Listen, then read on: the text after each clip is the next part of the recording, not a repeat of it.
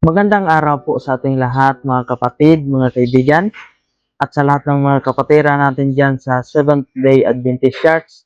Happy Sabbath po sa ating lahat.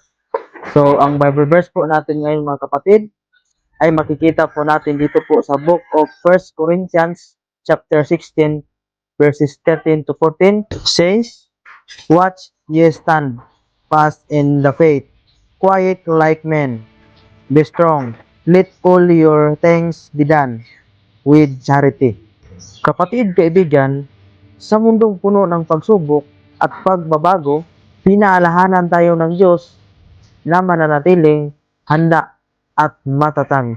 Maging listo po tayo at magpakatatag sa ating pananampalataya. Magpakatapang po tayo mga kapatid at magpakatibay. Ngunit higit sa lahat, anuman ang ating gawin, gawin natin ito ng may pag-ibig. Kapatid, kaibigan, ang pananampalataya ang nagbibigay sa atin ng lakas at tapang, ang tumutulong sa atin na tumayo sa gitna ng hamon, at ang pag-ibig ang nagbibigay ng tunay na halaga sa lahat ng ating mga ginagawa.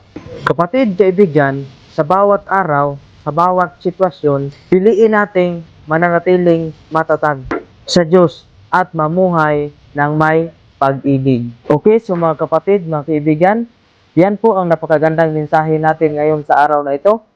So, I hoping na na-bless ka sa ating Bible verse ngayon sa araw na ito, kapatid.